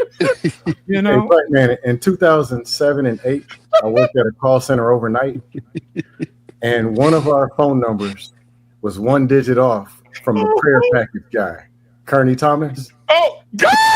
It was 1 digit off. I actually got some calls. My brother's wife kept telling me about this dude. Like, man, you got to see this pastor. He started screaming. He was saying, "God!" Like, Yeah, that cat. I kept hearing about him. My God. And then Hold I on, saw it. raise your hand if you know Kearney Thomas, man. Beans, I know you know Kearney Thomas, bro. No, but black man, here's the thing. Thank the I didn't God know that who don't he was. exist. I don't know that motherfucker. No. I didn't know who he was. Then You're aware. people kept asking me, "What's this prayer package thing?" People keep calling us about. It's called It was a call center. package. One day I was off, and I was up 3-4 because I work night, and I see the commercial or the info. I was like, "Oh my God!" And then they told me, "Hey man, get the phone number so when people call in, we can give them the real number." But I literally had somebody call me, crying, "I would like to purchase the prayer package. My son's going to jail. He's going to be..." Man, you got the wrong number. Y'all going to hell. Oh, Scav, you tripping. You should have been, look, the account number is. I wanted to so bad, like clown with that. Black man, you would But I know the got in fucking trouble at reason the why I call know them center people. anyway for prank calling people because I was a troll there too. That shit This used to shit be is my horrible. return channel, bro. When we used to Yeah, you watch the prank little call movies at night, the Skinemax, that used to be one of my return channels. So if I heard somebody moving in the house, they heard to click it back to that. Because it's better to have money than not to need it. You had to be quick on that previous channel, nigga, before you get caught. Man, I hate to admit this. I'm actually kind of loosely, like very limitedly embarrassed to admit this. I used to love me some Creflo. I used to love me some Bill Winston. I used to love me some what's my girl name? Something Myers. Joyce Myers. I used to love me some Joyce Myers, Juanita Bynum. Man, it was a lot of them that I used to rock with, man. And it's like when you find out Santa Claus ain't real.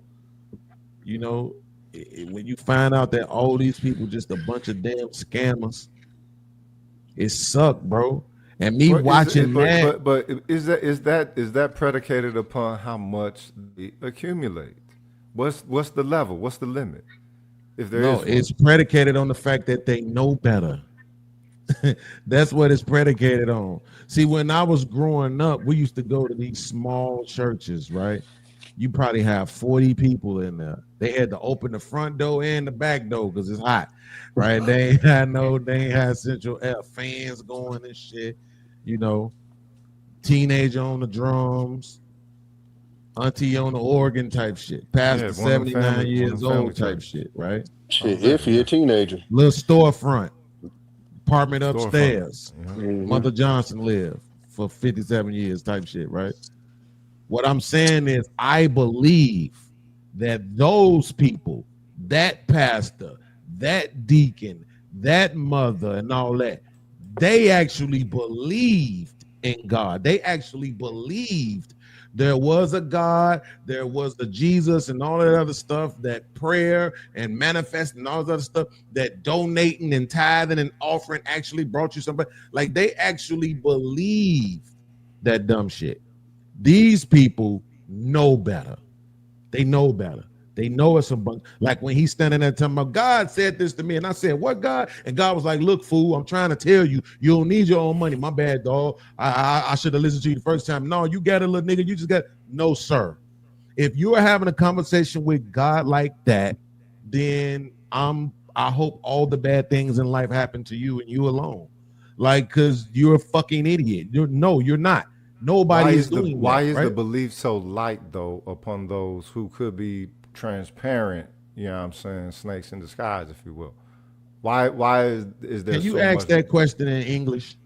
I did, nigga. We talking about You did. The first part of that question was Professor X. Just dumb it down a little bit.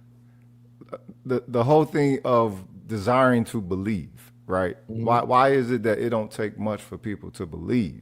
And then there's always, you know what I'm saying, down the line, oh, the person was a snake, or, you know what I'm saying, so the answer to the first part of your question is cope. Everybody does it, right? So some people use drugs, some people use food, some people use alcohol, some people use religion. People trying to cope with life, the unknown. People's opium, somebody said. Now, my beans, because I don't want to be unfair to you, Beans. Mm-hmm. Right? I always like to make sure that everybody knows everybody. Right? Sometimes you want to go where everybody knows your name. And so I wanted to share something with you, sir, because I think it's only right to do so. And so I'm going to pull it up here, and I hope you enjoy this because this isn't a one lifetime thing. I don't know if you ever come back to the show, but this is for you, sir. Here we go. Oh, have mercy. I know, and I know Law's looking at me because he already knows what's about to happen. Here we go. It's hurting right now. I have to sit with my elbows and my arms folded all day long. I can't move. And are they hurting right now? Yeah, yes, it's hurting right now. All right, listen, God's getting ready to heal your body. I hear the Lord saying that the miracles that you've been standing in the gap waiting for, that the miracles is on its way right now. And it's healing your body right now. I want you to shake those arms right now and move those elbows right now. Because I'm shaking them. Because who is healing you right now? Did you feel that? How do you feel now? I still feel the pain back started. But the pain is leaving out right now. This is incredible.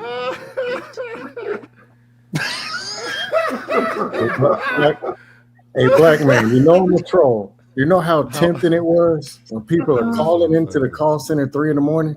The supervisors can't hear me. If somebody's asking for that prayer package. Man, you know what's in the prayer package? But I wanted to tell him, handkerchief he prayed over that you dap on your head and you get the blessing. I wanted to. Hey man, yeah. Hey, man. I got you. What's your card number? Yeah, shit. Or just to tell him, just to troll. Cleaned out. You gotta clean out. You know what's messed up is that I knew that was the God screaming dude, right? Because I had seen that sometime before. I never seen the shit where the nigga said, "Nah, it ain't nothing changed. I still feel the exact same, my nigga. Like whatever you did, whoever you talking to, that man is lying to you because I still feel the exact." That is beautiful. Hey, he said, but what he tell her? He said, "The pain will leave in a minute." that is just that's what I'm talking about. People like that deserve to get beat, man. Like I think I talked about this before. BMU. Are the people supposed to be that much of a sheepdog, man? Hold up, wait a minute, cuz I say don't hate the player, play the game. You can't hate the player or the game because the way that people play the game, that makes the game the game. So the only thing you can do is play and play to win in the word of Morris Day. Cuz the way, look, you have some people who are naturally Professor sheep X out to here. Professor Asshole, like just like that. No, just real talk, dog. You got some drones out here. Understand the cost that is involved. There's 1,000 of you. I said close them doors. Ushers, close the doors. I was one to say what is the proper way to utilize a pawn, Bro. So you saying you would have been okay with the slave masters? That's a yes or no question. Nah, of course not. I don't understand. Don't hate the play. Don't hate the player. Nah, no. The answer to that is to destroy any and every motherfucking thing that prefers you in that positioning. And what the fuck? Just the slave masters. It's allies and everybody. That's the answer to that. So you want to answer to slavery, Nat Turner. There you go, cuz. The answer to slavery. Yeah, you played a motherfucking game, and then he played the game, and that's the way that you play the game to win, right? No, the truth is this. Didn't they hang that nigga some shit? Oh yeah, they fucked him over bad. They fucked him over real bad. Yeah, I'm gonna just go out on a limb and say this he is lost. not the real representation of the Bible or what Christianity ever even is anyway. It's not. And most of them aren't doing this. Like you said, the little church to this over here, it's just that they the loudest and it's a narrative. This is not what this ever was even supposed to be about. The issue is that they get Wait a minute, legions son. of believers. Wait a minute. Let him back That's this the up. issue. Let him substantiate this. So, Scam, what's the real representation? Nowhere in there's no scripture says thou shalt yell. Thou shalt scam it. It's not in there. You say thou shalt what? What's the first one? Thou shalt scam it. Thou shalt start yelling on the mic. That's not in there. It's not. There's things of how to live. And to be honest, Muslims, Israelite, most of the base principles of religion are 80-90% of them are the same. What to eat, how to live, how to treat people, how to pray, how to love, and how to treat wives, kids, and all this stuff. It's people just corrupting and doing what they want to do. But the people who don't believe it, they go out there and go worship the very things that tell them to do what you ain't supposed to do. I beg your pardon. And bring it to the church. And bring it in the church, right? Yeah. If I told people I was a pastor, oh, you one of them people. But if I told you I was a gangster and just got out of prison, yeah, man, you can do more good in this community, my brother. You can save souls. That makes sense. What? No, not the save souls part, but that makes sense. Like I hate when people try to use this comparison because it makes sense. When you are a gangster and you went to prison and you survived, you come home, you damn right. I'm happy you made it through because you were a independent thinker. You thought for yourself. You made your own choices. You did what you wanted to do. You I thought you didn't like slavery. And you came home goofy. and it's all good, right? That shit But is when you're goofy. doing some sucker shit like preaching to people that, well, if you just send me this amount of money every week, you good. whatever you ask for. I didn't say crooked, Pastor. I just said gangster shit is sucker shit. You a sucker. I didn't say Gangster crooked, shit is Pastor. I sucker just said shit. Pastor. No. What I'm trying to get you to understand is they all crooked. It's like police officers by default. There's no way around it. If you're ushering people to a spirituality, do you understand that spirituality is individualistic, right? Like you're on your own. Everybody on this panel could have their own spiritual set, but we could all, as they say, come together, right? We don't necessarily have to believe the same thing, but we could still all come together, right? And what we would call praying or meditating or anything like that, right? So if you're trying to force me or you telling me I need this, if I don't practice this particular religion, I'm going to hell, right? You know, nobody said that. Oh Lord, don't understand which parts mean literally or allegorically. Like, it's just too complicated. But so let's be gangsters and complain about the same boat. Let's I'm be saying they gangsters, all go to the pen and complain about slavery. Ass niggas. Really? I couldn't hear you because you was over talking me, but let's be wicked. He was over talking me first. So let's be gangsters. Go to the pen and complain about slavery. How much sense that make? Right. That's what I said. See what I mean? That's why I don't trust people who believe in or go to church right there, because that's how they think, right? They do what's called a straw man, which is create an argument that you didn't make, right? So that they can argue against that because they don't actually have a rebuttal to what you actually said. Churchgoers. Yeah. Sometimes I call them conservatives. The issue is that today I'm calling them churchgoers. Hey, I see them principles being consistent. You went on mute, bro. Who is me? Son. Black man froze. He started off and then he went on mute. No, black man ain't froze. Black man working. I can tell. I know that content. The issue is that the people have such high believability. They should be spacing that out. They shouldn't just be diving head into religion. It's supposed to be something to where it is very personal, right? You can do that with Christianity. That ain't how black people rock Christianity in the same way they did pre-emancipation, right? It's hella fucking slavery, and it ain't supposed to stay that way. Let's say for us, all right, then perhaps maybe that could have been the springboard for it, but it's not supposed to stay that way. It can inevitably grow into a discipline somewhat similar as you see Islamics with Islam. They just don't live like that. And y'all let these pilgrims decide what God tell you you can be permitted to do it now. And that's another argument. Whenever in doubt, go grab a white man and throw him in a conversation that never exists. No, I'm talking power dynamic. If you're going to say black people are not still socially influenced by the white power ethos, period, even when the Peckerwoods ain't present. What does that got to do with what that got to do with being a Christian? Where in the Bible does it say worship the almighty white man? Because that's how you got the religion. No, that's exactly how you get it. Of course not, because you don't care about the truth. You only care about trolling. That's why I don't even understand why you. Well, yeah, I do care about trolling. When we having conversations like throw a white man in there. When Cain killed Abel, they were black, probably. Jesus, all the stuff said that it was black, but come make up a white man and throw him in the Bible. No, they weren't black. No, they weren't black. They were probably African. They weren't black. They didn't identify as black. What color are Africans? Hold on. Do you understand? Let's say Cain did kill Abel. Do you understand that when that happened, there was no Christianity? See this part right here. It's going to be 15 other. That's why I usually never argue. This part right here, where you can't say yes or no. Right? There was no religion. You just want to troll, right? Then you're gonna make up a whole nother thing. I ain't gotta make up nothing. I just asked you a question. I'm pretty sure everybody wants to hear you answer it too. Do you understand that when Cain killed Abel, let's say it actually happened, there was no Christianity? Okay. You understand that? Okay, so that means again, no, there wasn't the statement that Christianity made a white Jesus by the white man. What we're talking about is the religion, not the stories. What did I say that had anything to do with white? And that thou shalt worship the Almighty. Questioning the brother bringing white people into it. When the actuality is that's how your people bringing here their influence. Got that religion. Not just white people, because black people protect their fucking influence as well. So even the disembodied aspect. Where's this mysterious white guy that what's his name?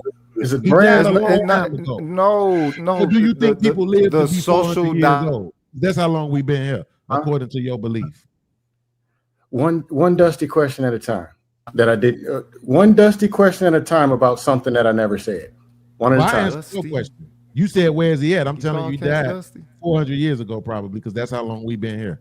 Next stupid ass question. Who the hell is this nigga you feel the need to entertain? That right there. The cost that is involved. There's 1,000 of you. I said, close them doors. Ushers, close the doors. It's the same thing. Yo, the little whippersnappers is a funny ass. When anything, just grab a white man, throw him into something, and say that's the problem. And yes, absolutely, because everything on this particular continent is their fault. Everything. But hold on. I'm not saying the white man is. I'm not saying the white man is the problem. What I said is the problem is what I said is the problem is the believability of the people. The fact that they will believe so deeply, so swiftly, and lead by faith, not by sight. All right, well, perhaps maybe they need to be utilizing a little bit more of that damn sight. That okay, so you're taking problems. Of you got a delay right now, son, for some reason, huh? Unless that's my shit. So you take people and then blame that on the religion, and then go outside of religion and see even more screwed the hell out of people and say, "Man, that's what we all got to do." Because the religion is making these people do what? See the last part, how he added that in there, lost the translation. See, it's like they act like we don't hear them when they talk. You're glorifying the gangsters. They independent thinkers. Absolutely. No, they follow gangsters. What are you talking about? Gangsters. Then they follow COs. What are you talking about? And they kill one another. Why am I mad at you? Why am I gonna be mad at you? Because you made your independent choices. Because this is what I said, lost the translation, what he's ignoring. I said they made their independent choices. Rewind the tape, and I said suffered the consequences of their choices and made it home. Did they make independent choices, or they following the OG? They suffered the consequences of those choices and made it home. No, they made it back to the home that they poisoned. Made it back to the home that they poisoned, preyed upon, and preened, motherfucker. Everybody poisons the hood. What are you talking about? Mothers poison the hood. Fathers poison the hood. All right, even as a troll, I can't keep up with what y'all saying now. Wait. See, this is what I'm saying. Don't run from shit. Respond to it. I don't know what the hell you're talking about. Is it? I'm not talking to you right now. I'm talking to Son. Son, is it true or not? Roguish. Who doesn't poison the hood? I'll wait. What you mean? Who doesn't poison the hood? Me. The hood is. How are you getting lost? Fucking poison. How is that even possible? Just the fact you probably one of those people that refer to the hood based off of the stereotypical, detrimental state and criminal perceived criminal element that is. That's why you glorify gangsterism. So glorifying them is by saying they made their own choices, suffered the consequences, and they made it home. That's glorification. Great. Thank you for letting me know that. I didn't know that. But let's go again. I'll actually suffer their consequences. Why? Simply because they went to fucking prison? Please they ain't the only place that they owe. You paying these Peckerwoods. What the fuck they pay back to the hood? That they done fucking poison and set up all that mega murdering. Well, are you kidding me? What they pay back to the hood? We understand. Okay, you paid your debt to society, to white society. Fuck these devils. They don't count more than the hood. Absolutely. They don't count more than the hood. So who don't poison the hood?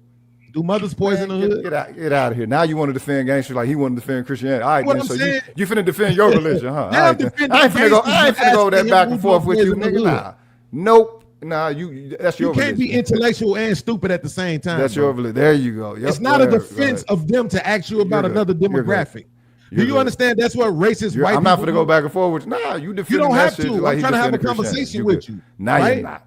Nah. Yeah, I am. I'm asking you questions, and you're. Let's give it back to the host. Let's give it back to the host. Everybody's going to. I'm not finna talk with somebody defending gangsterism, cuz. So that's your problem. So I'm muting. Me by saying I'm muting. Okay, I'm muting. 1, 2, 3. There you go. Mute up. I like it when stupid people go on mute. It's perfect for me. Right? So I want everybody to see this, and all the people who will see this tomorrow when I react to it. This is what stupidity looks like, right? When somebody is trying to make the statement that you can't question one thing without glorifying or validating the other thing. See, that's what racist ass white people. You good? Right? You good? We just saw this recently. Right now, he want to unmute. Now you want to equate somebody to a Peckerwood. Now he want to talk. Now you want to equate somebody to a Peckerwood. right? You out of He pocket just that said, "I don't time. wanna You go out back of and pocket forth." that time. But I now he burnt back you on and mute Angry so Man that he on can your overtalk motherfucking me. channel, Y'all nigga. see I how that remember works? you. Wait a minute. I remember you. I remember you. So recently, black man, I don't know if you saw this. Let me show you how this shit works. I'm gonna show you how stupid. Whatever, this shit is. cuz. Whatever. So when the white lady called the little 5-year-old kid the N-word, they used that scenario to broach a conversation about black fatigue. And nobody said, that's them. You're That's trying them. to validate the woman calling the kid an N-word. Who didn't say that? Everybody that was had the everywhere. conversation about black Who fatigue. were you listening Every to? channel did a show about black fatigue. Who were you right? listening to? Where they wanted? But to now all of a present sudden, if you try to the have a conversation about one thing, it's automatically validating the other one. Man, How does that please work? stop. You're just trying to substantiate your own argument. All right, then. Because that's what you're supposed to do. Nah, that's what intellectual people do. They you don't have substantiate. one, They don't dog. just make dumbass claims. Look, you defending gangsterism, dog. You don't have one. You can say that shit all you want to. If Ask anything, Lost it's in supposed to Translation be if he thinks I'm mob. defending If anything, gangster. it's supposed to be mob. It ain't supposed to be gangster. And even more so, it's supposed to be business. You mark motherfucker. You ain't Okay, supposed to cool. be gangsters. Gangsters is the Absolutely. I got shit you. that motherfucking I got mob get into when they can't be gentlemen. When you can't handle your shit like businessmen, then you get into some gangster shit. You do not stay in a fucking gangsterous state. That's bad for business, right? Got you. Lost in translation. Do you think I was defending gangsterism? No. Checkmate. See, I don't care what stupid people think. I care what the smart people think. As long as the smart people understand me, I don't give a fuck what you Pay stupid their people debt to society. Get out of Right? here. Ain't paid I debt to don't a care at all. motherfucking thing. But see what you wasn't gonna They ain't do. paying debt to nothing. They You pay what- you know debt. what They you pay wasn't debt gonna to your do? master. 'Cause you in your They pay ego debt. They bag. pay the debt What to you your wasn't gonna do master. was answer my question. They pay Because the you debt know to if your you answer my master, question, it was and they gonna don't owe undermine nothing your back whole to the thing, hood right? that they bled. All of us fuck the hood I up. then. We all I do. then. We Yeah, all that- play a part in I it. So if I'm gonna judge the we, gang bangers we. or the drug Nah, dealers, you good. I might as well You good. judge. I might as well judge the good. single mamas. You I gotta judge good. the fathers who abandoned You their good. You was kids. one of them I motherfuckers gotta that was judge poison. the You was one of them police. motherfuckers I that gotta was poison the judge kids hood, that's huh? out here That's why shooting your each ass on other. I defense gotta like judge the this. McDonald's You that's was one of them poisoning motherfuckers that was food. poisoning I your gotta own judge spot. everybody. Understanding Not that you just still those got to deal people. with See these how that devils works? See, if and I'ma motherfucking extend snakes from grace, I'ma inside extend it to that doesn't want to use the earth, wind, and fire energy for our shit. That's the You know what I'm difference saying? between me and you. You I gotta don't do think you gotta do something out of pocket everybody to the gets hood. the Now smoke, you're everybody can get the stop it. grace. Stop it. Stop it. You just talking. Stop it. You the one talking. Let's let the host talk. Let's let both of us stop. Hey, Obviously, he wanted me to talk, or he would have told me to stop. Black man, can you That's what I'm talking about. That's what America wants. That part right there. Hey, black man, can you pull up Bishop Sugar Meat Sam? How the hell you got all these clips? The damn screen yard only hold 100. Pull up past the collection plate and Bishop Sugar Meat Sam. Hey, we got banana clips over here, man. Hey, why the hell is it still daylight? What time he at? This is some racism shit. You see the white man? Hey man, they don't call it the best coast. The for white no man got the reason, man. sun up over there where you at. They don't call it the best coast for no reason. You feel me? Give me the East Coast. Down there midnight, this nigga Excellent. chilling and getting Standard Time is suntans the and best. shit. Central Time is the best. You know, that's the reason why we have to take one topic at a time, because what happens is like Bean said, well, load the banana clip up with straw man arguments, and then we go around in circles, man. And It is crazy. that don't do us no good. So that's the reason why we do one at a time. But Beans is correct. Yeah, lost in when people throw white Jesus in there. I'm so mad that he said you're the only When one people who just reach and throw the white man in anything, that's when it's just time to just say anything. Like you got to be able to pew. Why did that shift your focus more than anything? How is it that these programs are so non-existent to you in the subconscious mind of black people, particularly those who are? What are you paying attention to? What are you paying attention to? I'm in South Dallas. I see the shit, cuz. Hey, Roger, so All right? you in Dallas for So real? you saw white Jesus walk on water. That's You what in Dallas? you saw him. I see. You brought him up. I see him walking around with the T-shirt that say "blessed" on him. I see the one with the Jesus hats and all this stuff. And I see them looking disheveled. I didn't bring it up. You did, so you explain it. I see around here all these homeless people, all these homeless black people out here that got that shit on them. Still having the faith, I guess, that you're supposed to have or whatever. And What does any of that got to do with anything I said? A homeless dude in Dallas with a white Jesus shirt on. This is what you call a wife beater. Did I say anything about a homeless dude in a white Jesus? I'm letting you know. You know what I'm saying? I'm letting you know. You see them with their faith out here. That blind ass faith that I was speaking of earlier. Those people. You know what I'm saying? That's what I'm speaking of. You got mad because I mentioned the white dynamic, which does play a part within black reality. It's my I'm probably one of the people that try to run from that. I think that's weird. But that's the representative of Christianity. I see it out here. I don't know if you were here out here. I don't know if you heard it or not, but Black Man was playing the clip with Brother Jamal. He was questioning, how come the church was, the white folks make so much more money than the black church does. So that's why white Jesus got inserted into the conversation. Well, even Brother Jamal. He deserved to be there. Raise your hand if you're subscribed and you worship Brother Jamal. Anybody? So we grab the worst narratives and just throw them in there and say that's what you, because me, Black Man, some other people are Christians. Y'all throw Brother Jamal and the goof doofs on us. Like we related to him and we the ones funding him. That I just shared one with you. This is how I'm finna start ending my show. What? You sent it to me? It's in there and I shared it with you. Not in the thing. Inbox. No, right here. Oh, you put it down here. Hold on. Yeah. All over everybody. Skip. Yeah.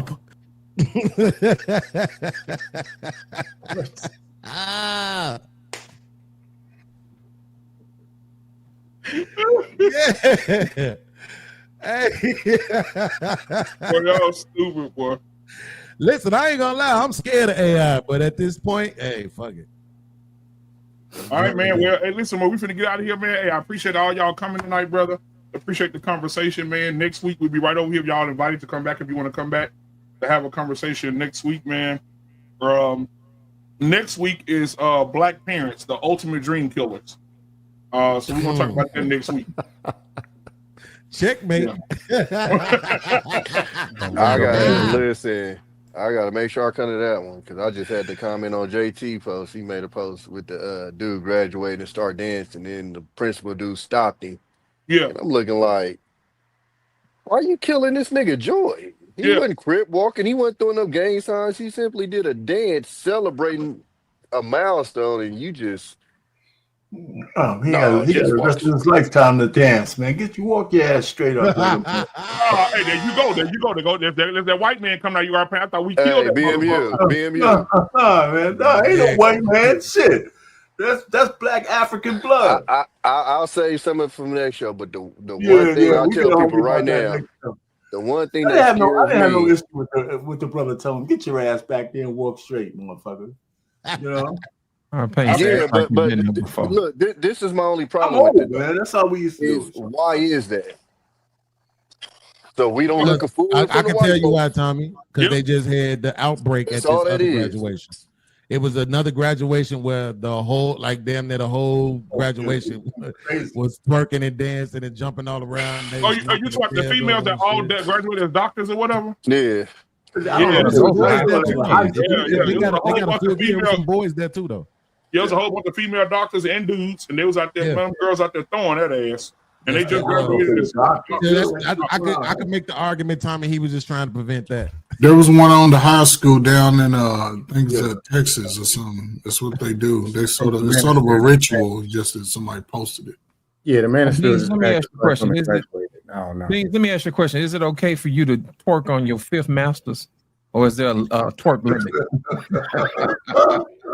I'm sliding, I'm riding through the back like busted on a beat, bro. Deep bird in him rap. He a freak though, man. Damn, call like Amber Lambs. Tell him breathe. Let them boys kill the truck and walk around like thieves. Yo, shout out to my man Patrick Swayze, man. He was Lost, big. they twerking at Same night kindergarten he banged graduations, them Lost. So shit, the I'm fifth just is saying, man. at fifth. You better be up there stripping on your fifth. I'm telling you, man. You gotta have with Hey, some lights. You know what I'm saying? they had kindergarten graduations twerking. You got to level up, girl. This your fifth one. Wow. The white girl was kindergarten. All right, that's you know, so she can do her feature. You know what I'm saying? No, That's they is. fair No, I'm ride. not. No, Beans. I'm not talking about the kids. I'm talking about the moms. Oh, yeah. I'm not Well, talking I mean, about the hey, kids. wait a minute, time, and the moms is twerking at the kids' graduations, man. Yeah, I know you didn't see the videos. Yeah, I don't know if you got the video of the little girls, probably somewhere between 4 and 6 years old, singing that hands on your knees, hands on your knees. Oh, Like yeah, a whole birthday party of them. Yeah, I remember that. I reacted to it earlier today. I was just saying to him, I don't know if you had it, if you want to bring that up next week. I mean, because I posed the question in my chat, poll, should the kids be removed? And we was 56%. Yeah, I couldn't believe it. Like, wow.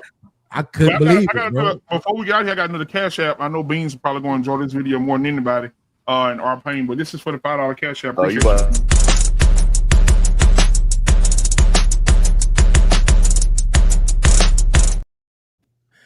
Yo, I ain't gonna lie, man. I'm older now. That shit's too much for me, bro. Wait. That's a new one, baby. I ain't seen that one. That ain't new.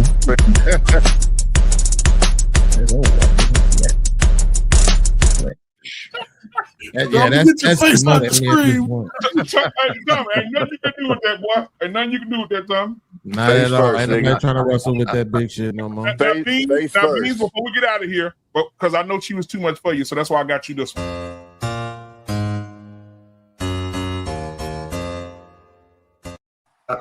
You okay with that? I hate the internet sometimes. Like, I like the fact that anything I want to know like that, but also what I don't want to know like that. Well, you could, or you can go with Scam's ex-girlfriend. I knew he's gonna do. There you go. Oh no, not that again. Oh, man. Or you can go to the barbecue. Oh, that's crazy, bro. It's on you, man. Whatever you choose. I mean, we got something for everybody. I'm telling you, at this point, I think it's you know that whole thing about the BMI and the weight classifications and stuff. Yeah, can't argue with it no more. Well, they said big bag bitch get to the bag. They said big bag bitch you want a snack. Well, this big bag bitch she got the stack. So put big bag bitch clothes on the rack. Ooh, on the macaroni, move and shake it for me. Ooh, we shaking and quaking. The brands are phony. Ooh, the brands are phony. Ooh, they need a Tony. They need an Emmy, Oscar, Grammy, cause the shit's baloney. The way they be faking like they're making all the sizes. If you ain't got at least a 4X, you ain't trying. Ooh, so give it to us, baby. Give us our guy. Give it to us when we step on the spot. Ooh, Black man, I'm still convinced that Black Fatigue is our Pain, a little podcast trying to walk up a flight of stairs. You know what, man? It's getting late, man. Holy Jesus. Oh, sweet Jesus. Get out of here. Oh. Rest in peace, brother Clarence. Why y'all doing that? Bro, Beans, did you hear this nigga? Bro, I'd be trying not to listen to Scam, bro. Like, them niggas give me migraines listening to these niggas. Do a real I'm just saying, man. Like, once upon a time, I put all the scriptures in the Bible together that mentions being humble. Because apparently these Christians don't know these scriptures. Well, Beans, I mean. My name is Rosa. They say I'm supposed to sit in the back, but I'm tired here, so I'm finna sit right closer. Come get me up then. It's gonna take about 3, 4, 5 men. And I ain't finna repeat myself again. Fight me. Somebody get her. My name is Eve. I didn't believe. I trusted Satan, ate that apple, he deceived. And I'm naked. I thought I was awakened. I'm the first to do it. Y'all my daughters, we related. Trick on Big Harry. Don't call me slave hoe. The hell? From the underground, dirt road, bust down mouth of dope. When I say run, you better go. In the dark, that Glock is glow. Hey, Okay, I can't tell. Is those different girls? No, all the No, same. it's the same all one. the same girl. She's a comedian. That's still my favorite Wow. clip. That's pre-AI, man. Y'all don't know nothing about that. Pre-AI. She got that kind of technology. I need to get into Well, it. say that was the Saints. Wow. I always thought Right, that you was see what I'm different chicks. saying? Like I Oh, need they to all hit the that same. They shit. one girl. That's We're wild. back in the Justice Spirit days. That's That's a pre- good ass job. I And wonder how much Beans, she paid for that. I want to say this to you, Beans, and we're gonna get out of here, man. If you're looking for a church home, you where you at? You in Kentucky, right? Yeah. Yeah, you looking for a church home? Bishop Goodjoint. I talked to him today. He said send Beans on over. Tryna party all night, DJ play another song. Tryna party all night, DJ play another song. Tryna party all night, DJ play another song. Tryna party all night, DJ play another song. Tryna party all night, DJ play another song. Tryna party all night, DJ play another song. Tryna party all night, DJ play another song. Tryna party all night, DJ play another song. It's Slapper, baby. I'm in this bitch with AJ in the club, jumping up and down like it's payday. Party all night, shout out to my nigga, baby. Yeah, that's my DJ. That's my DJ. Nigga, I been rolling like a Mack truck. Bam, bam, bam, throw me back one. Don't step on my shoes, nigga, back up. But you fuck around and get your bitch snatched up. Yeah, they done let me in, they done let me through, yeah. Nigga, it's whatever you wanna do, yeah. Out of my head, chicken all night long. DJ Hey man, that boy behind me. Dr. Umar look different dancing like that. I ain't gonna even lie. He does look like Dr. Umar, don't it? But Dr. Umar told me to tell you. You can stop it.